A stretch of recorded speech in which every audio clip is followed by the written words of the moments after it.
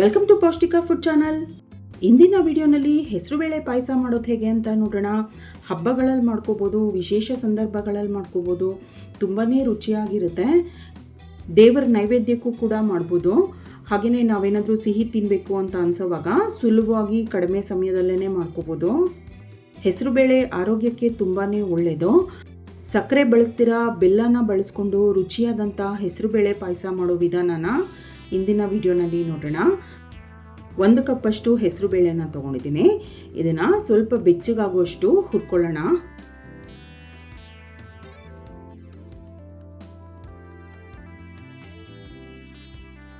ಹಾಗೆಯೇ ನೀವೇನಾದರೂ ಮೊದಲನೇ ಸರಿ ಈ ಚಾನಲ್ನ ನೋಡ್ತಾ ಇದ್ರೆ ಇನ್ನೂ ಈ ಚಾನಲ್ನ ಸಬ್ಸ್ಕ್ರೈಬ್ ಮಾಡ್ಕೊಂಡಿಲ್ಲ ಅಂದರೆ ದಯವಿಟ್ಟು ಸಬ್ಸ್ಕ್ರೈಬ್ ಮಾಡ್ಕೊಳ್ಳಿ.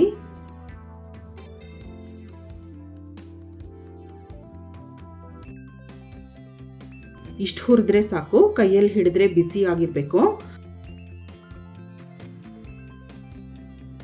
ಸ್ಟವ್ ಆಫ್ ಮಾಡಿಬಿಟ್ಟು ಇದನ್ನು ಇನ್ನೊಂದು ಬೌಲ್ಗೆ ಹಾಕ್ಬಿಟ್ಟು ಇದನ್ನು ಚೆನ್ನಾಗಿ ತೊಳೆಯೋಣ. ನೋಡಿ, ಹೆಸರು ಬೇಳೆನ ತೊಳೆದ್ಬಿಟ್ಟು ಇಟ್ಟಿದ್ದೀನಿ.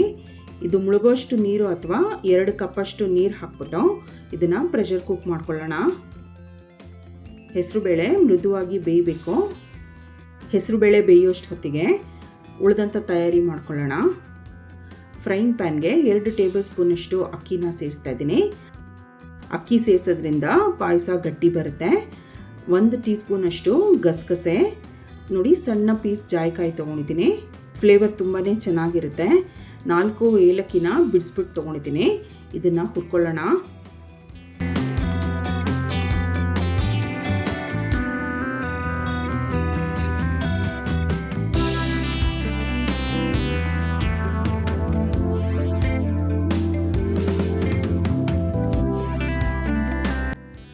ಇದಿಷ್ಟು ಚೆನ್ನಾಗಿ ಹುರಿದಿದ್ದಾಗಿದೆ. ಸ್ಟವ್ ಆಫ್ ಮಾಡಿಬಿಟ್ಟು ತಣ್ಣಗಾಗೋದಕ್ಕೆ ಬಿಡೋಣ. ನೋಡಿ, ತಣ್ಣಗಾದ ನಂತರ ಹುರಿದಂಥ ಅಷ್ಟು ಪದಾರ್ಥನೂ ಮಿಕ್ಸಿ ಜಾರಿಗೆ ಸೇರಿಸಿದ್ದೀನಿ. ಇದನ್ನು ನುಣ್ಣಗೆ ಪುಡಿ ಮಾಡ್ಕೋಬೇಕು. ಇದೇ ಜಾರ್ಗೆ 1 ಕಪ್ಪಷ್ಟು ತೆಂಗಿನ ಚೂರುಗಳನ್ನ ಸೇರಿಸ್ತಾ ಇದ್ದೀನಿ. ತೆಂಗಿನ ತುರಿ ಅಥವಾ ತೆಂಗಿನ ಚೂರು ಯಾವುದಾದ್ರು ಹಾಕ್ಕೋಬೋದು. 1 ಕಪ್ಪಷ್ಟು ಸೇರಿಸಿದ್ದೀನಿ. ಇದು ರುಬ್ಬೋದಕ್ಕೆ ಬೇಕಾಗುವಷ್ಟು ನೀರು ಹಾಕ್ಬಿಟ್ಟು ನುಣ್ಣಗೆ ರುಬ್ಕೊಳ್ಳೋಣ. ನೋಡಿ, ರುಬ್ಬಿದಾಗಿದೆ. ಪಾಯಸ ಮಾಡುವಂಥ ಪಾತ್ರೆಗೆ ರುಬ್ಬಿದಂಥ ಮಿಶ್ರಣನ ಸೇರಿಸ್ತಾ ಇದ್ದೀನಿ. ಇದನ್ನು ಸೈಡಲ್ಲಿ ಇಟ್ಬಿಟ್ಟು ಬೆಲ್ಲನ ಕರಗಿಸ್ಕೊಳ್ಳೋಣ. 1.5 ಕಪ್ಪಷ್ಟು ಬೆಲ್ಲ ತೊಗೊಂಡಿದ್ದೀನಿ. ನೀವು ಸಿಹಿ ಎಷ್ಟು ಬೇಕಷ್ಟು ನೋಡಿಕೊಂಡು ಹೆಚ್ಚು ಕಡಿಮೆ ಮಾಡ್ಕೋಬೋದು. 2 ಕಪ್ಪಷ್ಟು ನೀರು ಹಾಕ್ಬಿಟ್ಟು ಬೆಲ್ಲನ ಕರಗೋದಕ್ಕೆ ಬಿಡೋಣ.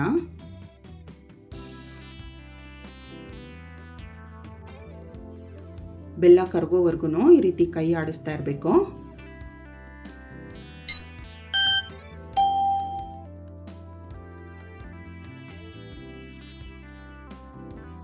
ನೋಡಿ, ಬೆಲ್ಲ ಸಂಪೂರ್ಣವಾಗಿ ಕರಗಿದೆ.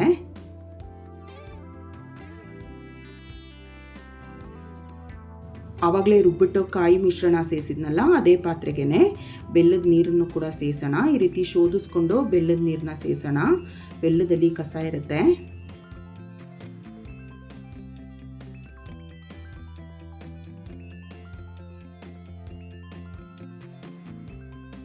ಇದನ್ನು ಚೆನ್ನಾಗಿ ಮಿಕ್ಸ್ ಮಾಡಿಬಿಟ್ಟು ಕುದಿಯೋದಕ್ಕೆ ಬಿಡೋಣ.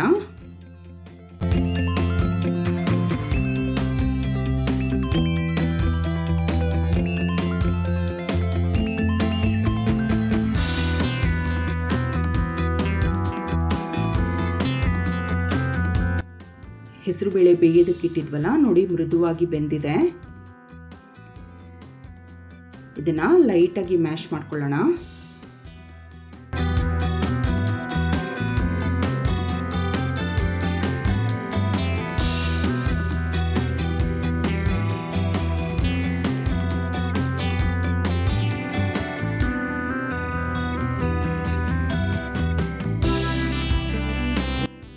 ಸಾಕು, ತುಂಬ ಪೇಸ್ಟ್ ಥರ ಮಾಡಬಾರ್ದು.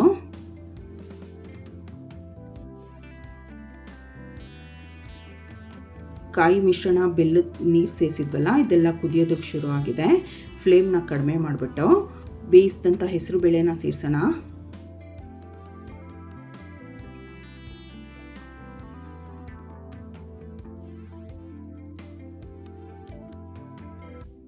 ಇದನ್ನು ಚೆನ್ನಾಗಿ ಮಿಕ್ಸ್ ಮಾಡಬೇಕು. ಕನ್ಸಿಸ್ಟೆನ್ಸಿ ಚೆಕ್ ಮಾಡಿಕೊಂಡು ತುಂಬ ಗಟ್ಟಿ ಅನಿಸಿದ್ರೆ ಮಾತ್ರ ಒಂದು ಸ್ವಲ್ಪ ನೀರು ಸೇರಿಸ್ಕೋಬೋದು. ಇದು ಕೂಡ ಮತ್ತೆ 2 ನಿಮಿಷ ಕುದಿಯೋದಕ್ಕೆ ಬಿಡೋಣ. ನೋಡಿ 2 ನಿಮಿಷದಿಂದ ಕುದೀತಾ ಇದೆ.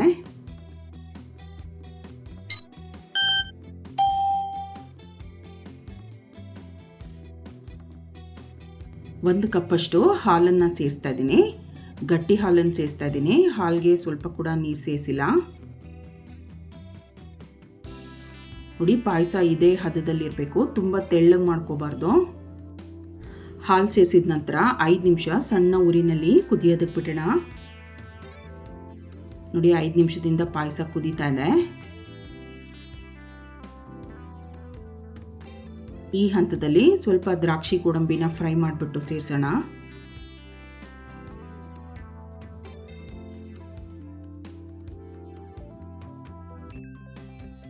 ಐದರಿಂದ 6 ಟೀ ಸ್ಪೂನ್ ಅಷ್ಟು ತುಪ್ಪ ಸೇರಿಸ್ತಾ ಇದ್ದೀನಿ, ಅಥವಾ ಒಂದು 3 ಟೇಬಲ್ ಸ್ಪೂನ್ ಅಷ್ಟು ತುಪ್ಪ ಹಾಕೋಬೋದು.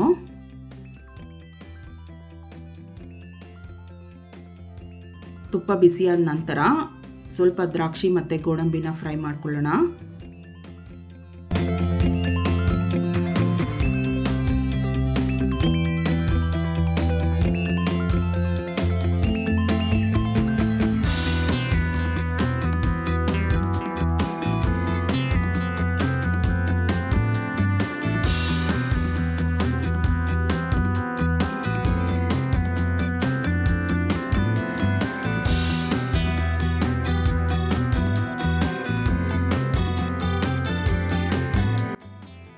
ಇದೆಲ್ಲ ಚೆನ್ನಾಗಿ ಫ್ರೈ ಮಾಡಿದ್ದಾಗಿದೆ. ಕುದೀತಾ ಇರೋವಂಥ ಪಾಯಸಕ್ಕೆ ಸೇರಿಸೋಣ.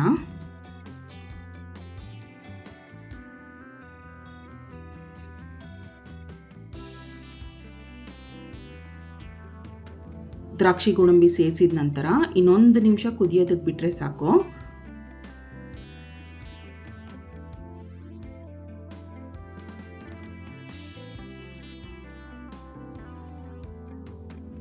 ಈ ತಣ್ಣಗಾಗ್ತಿದ್ದಂಗೆ ನಾನು ಸ್ವಲ್ಪ ಗಟ್ಟಿ ಬರುತ್ತೆ. ಸರಿಯಾದಂಥ ಹದದಲ್ಲಿದೆ. ತುಂಬ ತೆಳ್ಳಗಿದ್ರೆ ರುಚಿಸೋದಿಲ್ಲ.